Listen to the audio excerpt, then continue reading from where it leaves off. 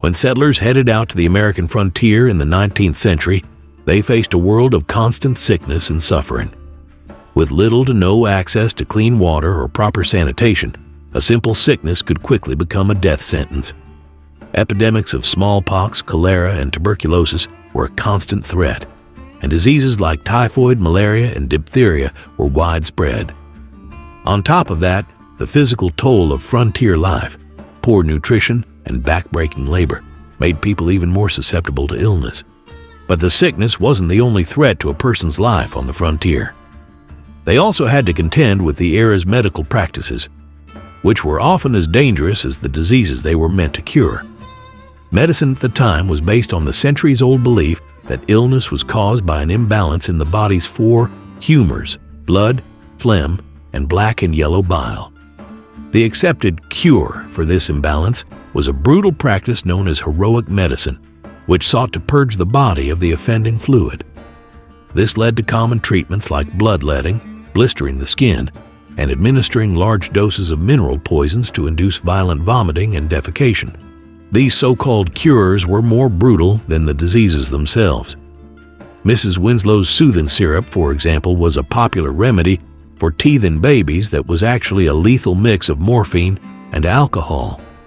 While the syrup promised to calm a distressed child, it instead sedated them into a narcotic stupor and was responsible for a tragically high number of infant deaths. Similarly, calomel, a mercury compound, was a common purgative used to cleanse the system. Doctors believed that the extreme salivation and drooling it caused were signs of healing, but in reality, they were symptoms of acute mercury poisoning, which could lead to death. With mainstream medicine offering such brutal and dangerous treatments, the public grew to distrust the medical establishment. It was in this vacuum of effective, safe care that a new breed of entrepreneurs emerged. They offered miracle cures, prepackaged medicines sold over the counter that promised easy, painless, and complete cures for every ailment. The public was desperate for relief, and these so-called patent medicines seemed like a logical and humane choice when faced with a doctor who might kill them with a brutal cure. The rise of these cure-all empires was the result of a perfect storm of desperation, a complete lack of government oversight, and a new era of sophisticated advertising. These were the miracle cures that promised to save lives but instead brought widespread sickness and death. The art of the con. The makers of patent medicines were masters of deception and pioneers of modern advertising. They were among the first to use free samples, direct mail, and national newspaper campaigns to spread their message to the country's most remote corners. The press, which had grown to depend on the advertising revenue, became an indispensable accomplice in the fraud. One of the most insidious marketing tactics was the creation of free almanacs. These publications, which people considered trustworthy sources of information on weather and farming, were in fact saturated with false claims and advertisements disguised as health advice. This strategy created a powerful association between the products and reliability. The power of the personal story was also central to the deception. Testimonials were a common feature, featuring a personal narrative of a miraculous recovery that exploited the public's desperation and emotional vulnerability. Companies also used Native American imagery and stereotypes to suggest their remedies were based on ancient, natural secrets, lending a false sense of authenticity to products that were, in fact, mass-produced and often toxic. The term patent medicine was a masterful piece of early branding. While the name implied a government-sanctioned exclusive remedy, very few of these preparations were ever actually patented. The name simply lent them an undeserved aura of credibility, suggesting an exclusive formula when in reality, most were composed of similar and often toxic ingredients. The vast majority of these concoctions were marketed as panaceas or cure-alls, claiming to treat everything from baldness and bad breath to tuberculosis and cancer. The most famous of these fraudulent cures were those that became household names, like Clark Stanley's snake oil liniment. Stanley was a showman who styled himself the Rattlesnake King and performed a spectacle where he killed live rattlesnakes and rendered their fat to produce his snake oil. He boasted that his liniment could cure all kinds of aches and pains. The irony was that his product contained no snake oil at all. It was a worthless mixture of mineral oil, beef fat, red pepper, and turpentine. The original, authentic snake oil, brought to America by Chinese laborers, was a legitimate remedy made from the fat of the Chinese water snake, which is rich in anti-inflammatory omega-3 fatty acids. Even some products that are still in use today began as patent medicines with dangerous ingredients. The popular soda 7-Up, for example, was once called bib-label lithiated lemon lime soda and contained lithium citrate, a mood-stabilizing psychiatric drug. Similarly, Coca-Cola was originally marketed as a brain tonic and a cure for all nervous affections by its creator, a morphine-addicted Confederate veteran. The early formula contained a significant dose of stimulating cocaine derived from coca leaves. The ingredients of death. The temporary relief provided by these concoctions was not a result of any curative properties, but of the liberal use of mind-altering and addictive substances. Thousands of remedies were sold without restriction, many containing dangerous levels of alcohol, morphine, opium, heroin, and cocaine.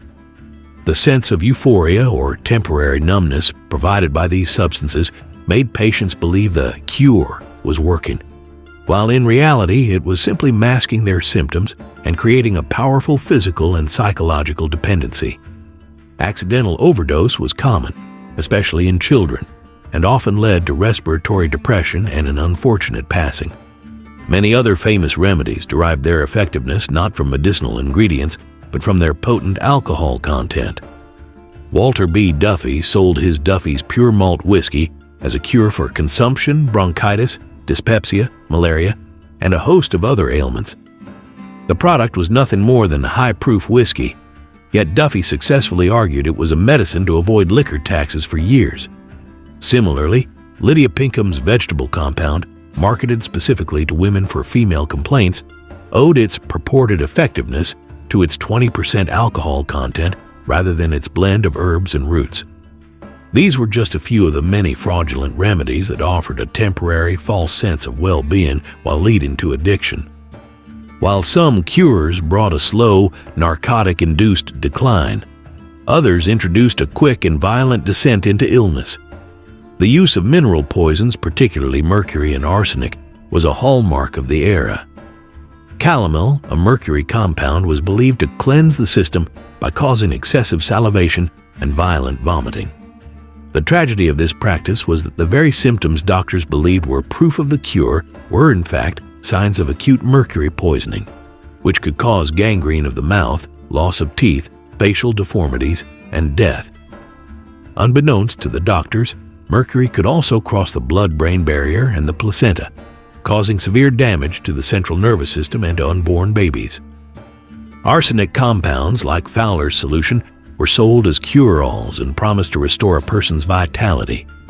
Ironically, a side effect of chronic arsenic poisoning was the dilation of small capillaries in the face, which gave the user a flushed look of vitality and health. This visual proof was tragically misinterpreted as a sign of the medicine's effectiveness, convincing patients they were getting better while the poison was slowly destroying their organs. The long-term effects of arsenic poisoning included severe nausea, vomiting, skin discoloration, warts, and an increased risk of organ cancers. These toxic concoctions brought widespread sickness, addiction, and death. They were a direct result of a perfect storm of social desperation, medical ignorance, and unchecked commercial exploitation. The fraud was eventually exposed by a new wave of investigative journalists known as Muckrakers. The most influential voice was Samuel Hopkins Adams, whose 1905 series of articles in Collier's magazine, titled The Great American Fraud, meticulously exposed the false claims, addictive ingredients, and outright dangers of the industry. His groundbreaking work served as a crucial catalyst that finally galvanized public opinion and political will for reform.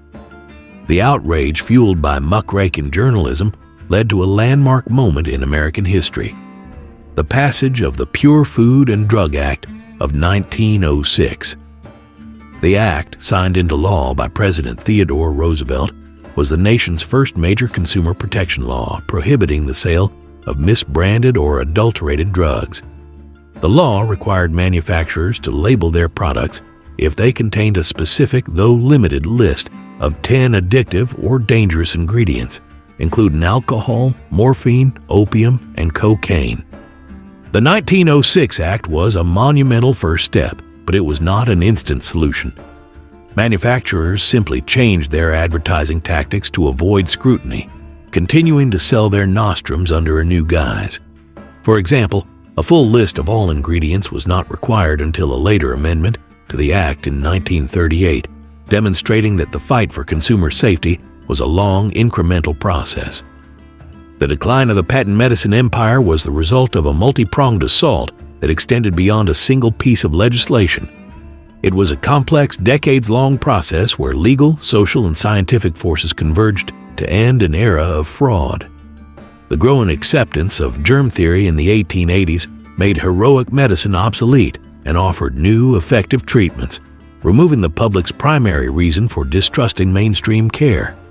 The American Medical Association began to increase its influence and establish physician licensure standards, and the 1910 Flexner Report recommended stricter medical school requirements, ultimately leading to a more professional and scientifically grounded medical establishment.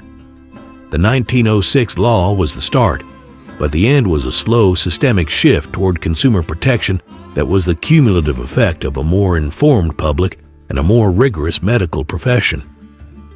As you can see, the story of these fraudulent cures is a powerful reminder of what can happen when there's a lack of regulation and people are desperate for a quick fix. If you're finding this deep dive into the history of the Old West interesting, you'll want to make sure you're getting all of our latest videos. So, go ahead and rustle up that like and subscribe button and make sure to ring that notification bell so you don't miss a single thing. We really enjoy reading what y'all have to say and what you'd like to see next, so mosey on down to the comments and let us know.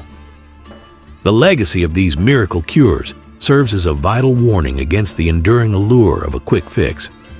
The era stands as a stark lesson in the dangers of unregulated markets and the power of deceptive advertising. So, do you reckon those old-timey doctors were more dangerous than the diseases themselves?